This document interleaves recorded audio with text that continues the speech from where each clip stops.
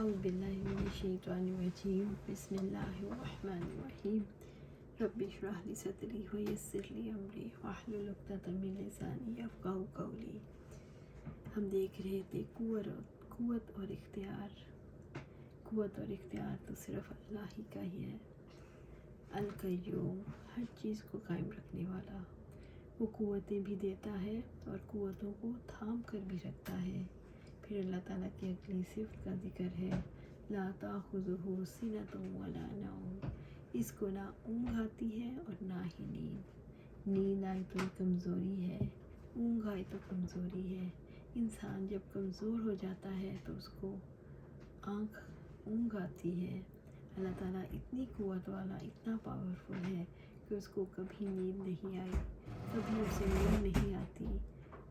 اور پھر یہ بتایا گیا کہ وہ مالک ہے، لہ ما فی السماوات و ما فی الارض، جو کچھ آسمانوں میں ہے اور جو کچھ زمین میں ہے اسی کا ہے جو آسمانوں میں ہے اور جو زمین میں ہے۔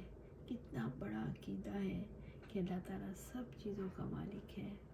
من ذا الذی یشفع عندہ الا باذنہ، کون ہے جو اس کی اجازت کے بغیر اس کی جناب میں سفارش کرے؟ کسی کی مجال نہیں کہ سفارش کرے، کیونکہ سارے اختیارات اللہ رب العزت کے پاس ہیں۔ وہ کہے گا تو کوئی سفارش کر سکے گا۔ پھر آپ دیکھیے اس کا علم کیسا ہے، یعلم ما بین ایدیہم وما خلفہم، وہ جانتا ہے جو ان کے آگے ہے اور جو ان کے پیچھے ہے، یعنی انسان کے، زمین کے، کائنات کے ماضی، حال اور مستقبل سب کچھ جانتا ہے۔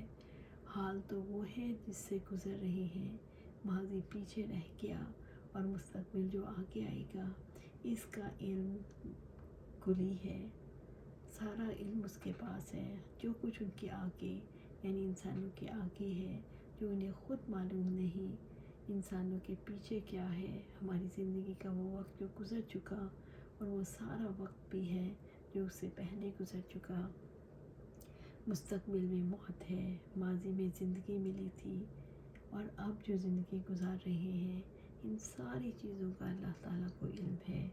وَلَا يُحِيطُونَ بِشَيْءٍ مِّنْ عِلْمِهِ، اور وہ اس کے علم میں سے کسی چیز کا بھی احاطہ نہیں کر سکتے، یعنی اللہ کا علم کلی ہے، کوئی اس کے علم کا احاطہ نہیں کر سکتا، کوئی اس جیسا علم حاصل نہیں کر سکتا۔ اس کی حکومت آسمانوں پر چھائی ہوئی ہے، اس کی حکومت کیسی ہے، ہر طرف اس کی بادشاہت ہے۔ تبارک الذی بیدہ الملک وہو علی کل شیء قدیر، سورۃ ملک آیہ 1۔ بڑا بابرکت ہے وہ کہ جس کے ہاتھ میں تمام بادشاہت ہے اور وہ ہر چیز پر پوری قدرت رکھنے والا ہے۔ اور وہ کیسا ہے، وہ کس چیز کی حفاظت کرنے سے تھکتا نہیں، چاہے وہ کچھ بھی ہو، ہر چیز کی حفاظت کرتا ہے۔ آپ کی آنکھ کی حفاظت ہوتی ہے تو کون کرتا ہے؟ اللہ تعالیٰ کے فرشتے اللہ تعالیٰ کے حکم سے حفاظت کرتے ہیں۔ جس کی آنکھ نے جانا ہوتا ہے تو اللہ تعالیٰ اپنے فیصلے کے وقت اپنے نگہبان ہٹا دیتا ہے۔ اس کائنات میں ہر جگہ پر اللہ تعالیٰ کے نگران موجود ہیں۔ اللہ تعالیٰ ہر چیز کی حفاظت کرتا ہے اور یہ حفاظت کرنا اسے تھکاتا نہیں۔ محافظ تو تھک جاتے ہیں، لیکن اللہ تعالیٰ ایسا محافظ ہے، ایسا حافظ ہے کہ جو کبھی نہیں تھکتا، وہی بلند مرتبہ ہے۔ العلی، وہی سب سے بلند ہے، وہی بلند مرتبہ ہے، اس کے سوا کوئی اعلیٰ مرتبت نہیں اور وہ بہت بڑا ہے۔ العظیم، سب سے بڑا، وہی عظمت والا ہے، عظمت اسی کی شان ہے، اسی کے لائق ہے۔ زندگی میں کتنے لوگ عظمت کے ترانے گائے جاتے ہیں، زندگی میں کتنے لوگوں کی عظمت کے ترانے گائے جاتے ہیں، کبھی زمین کے ترانے، کبھی وطن کے ترانے، کبھی کسی انسان کے ترانے جو وطن کی خاطر قربانی دے، مٹی کی خاطر جان دے دے، لیکن عظیم وہ ذات ہے، عظمت اسی کی ہے۔ پھر جیسے ہم نے آیت الکرسی کو دیکھا جو اتنا عظیم ہے، وہ عبادت کا حق رکھتا ہے اور اسی نے حکم دیا کہ ایک اللہ تعالیٰ کی عبادت کی جائے۔ تو عبادت کیا ہے؟ خالق اور مالک کی عبادت، اس کے آگے جھکنا، اس کے حکم کو ماننا، جو کہے وہ کہہ دینا، کر لینا، اس کی سننا اور اس کی ماننا، سب کچھ ہی عبادت میں آتا ہے، اور وہ عبادت کا حقدار ہے۔ عبادت کے حوالے سے دو ہی باتیں ہیں۔ ایک تو یہ ہے کہ عبادت دراصل خالق اور مالک کی ہے، اور عبادت کیوں کرے؟ کیونکہ وہی خالق ہے اور وہی مالک۔ دوسرا یہ کہ وہ حق رکھتا ہے، اس کا حق ہے کہ اس کی عبادت کی جائے۔ جب کوئی غیر اللہ کی عبادت کرتا ہے یا اپنے جیسی مخلوق کی عبادت کرتا ہے جو حق نہیں رکھتا، اس کے آگے جھکا جائے۔ اگر ہم نتیجے کے اعتبار سے دیکھیں کہ اللہ تعالیٰ کی عبادت اور غیر اللہ کی عبادت میں کیا فرق ہے، تو ہمارے سامنے یہ حقیقت واضح ہوتی ہے۔ اللہ تعالیٰ کی عبادت انسان کو عظمت عطا کرتی ہے، وہ سب سے بڑی ہستی کے ساتھ جڑا ہوا ہے، اور غیر اللہ کی عبادت انسان کو توہمات میں مبتلا کرتی ہے، توہم پرست بناتی ہے، اور انسان حقائق پر یقین نہیں رکھتا، بلکہ ہیولا سا جو اس کے سامنے ہے اسٹیچو، اس کے ذہن میں آتا ہے، جو امیجینیشن ہے اس کی آنکھوں میں، اسی کو حق سمجھ لیتا ہے۔ جو ایک اللہ تعالیٰ کی عبادت کرتا ہے، اس کے سامنے اللہ کی معرفت اور اس کی پہچان کے دروازے کھل جاتے ہیں۔ جو غیر اللہ کی عبادت کرتا ہے تو اس کے لیے سچائی کو پہچاننے کے سارے دروازے بند ہو جاتے ہیں، اور حق کی معرفت کے دروازے بند ہو جاتے ہیں۔ جو ایک اللہ کی عبادت کرتا ہے وہ توحید کا قائل ہوتا ہے، اور توحید ایک اللہ کو ماننا ہے۔ غیر اللہ کی عبادت کو دیکھیں تو توحید کے مقابلے میں شرک کی ہزاروں قسمیں ہیں، یعنی کسی ایک جگہ پر کسی کا اتفاق ہی نہیں۔ توحید پرست انسان کی توجہ کا مرکز صرف اللہ ہے، صرف فوکس آف اٹینشن کون ہے؟ انسان صرف ایک ہی اللہ کا غلام ہے، اور اپنی ہر چیز کو اس کے گرد گھماتا ہے، اپنی سوچ کو، اپنی نظر کو، اپنی سماعت کو اور اپنے تمام افعال کو وہ اللہ تعالیٰ کے گرد گھماتا ہے۔ مشرک انسان کا کوئی ایک مرکز توجہ نہیں، بلکہ مشرک انسان کے فوکس بدلتے رہتے ہیں۔ وہ کبھی ایک در پہ جاتا ہے، کبھی دوسرے در پہ، اور بے قرار ہی رہتا ہے، کیونکہ سچائی کو نہیں پا سکتا۔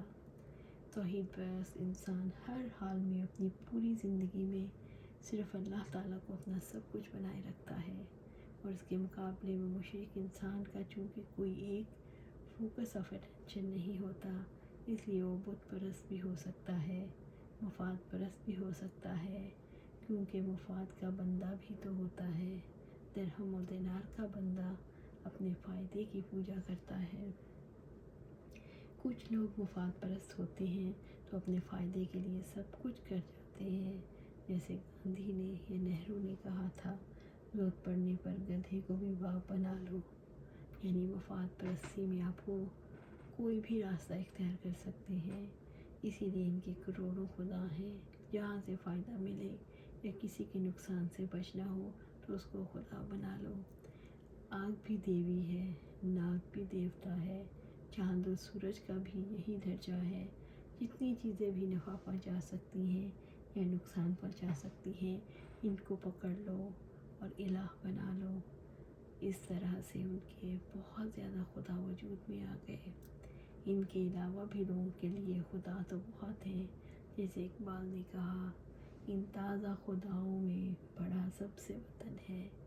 وطن پرستی خدا پرستی تو نہیں، اس کا یہ مطلب نہیں کہ اپنے وطن سے محبت نہ کی جائے، اپنے وطن کی حفاظت نہ کی جائے، لیکن وطن کا خیال اللہ تعالیٰ کی محبت کی وجہ سے کیا جائے، وہ وطن پرستی نہیں۔ کیونکہ انسان پر ہر چیز کا حق ہے، اور وطن کا بھی حق ہے۔ جس سرزمین پر انسان رہتا ہے اس کا بھی حق ہے، جن لوگوں کے ساتھ انسان رہتا ہے ان کا بھی حق ہے۔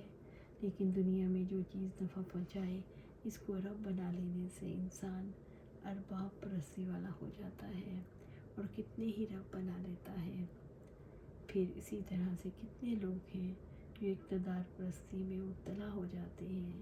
کچھ لوگ نفس پرست ہوتے ہیں، کچھ اولاد پرست ہو جاتے ہیں، اسی طرح سے بہت اس طرح سے پہلے دور میں کچھ لوگ ستارہ پرست تھے، کچھ سورج کی پوجا کرتے تھے، کچھ چاند کی پوجا کرتے تھے۔ ابراہیم علیہ السلام کی قوم ستارہ پرست تھی۔ فرعون دراصل اپنے آپ کو راہ دیوتا یعنی سورج دیوتا کا نمائندہ کہتا تھا، اور وہاں سورج کی پرستش ہوتی تھی۔ یہ تمام چیزیں غیر اللہ کی پرستش میں شامل ہیں۔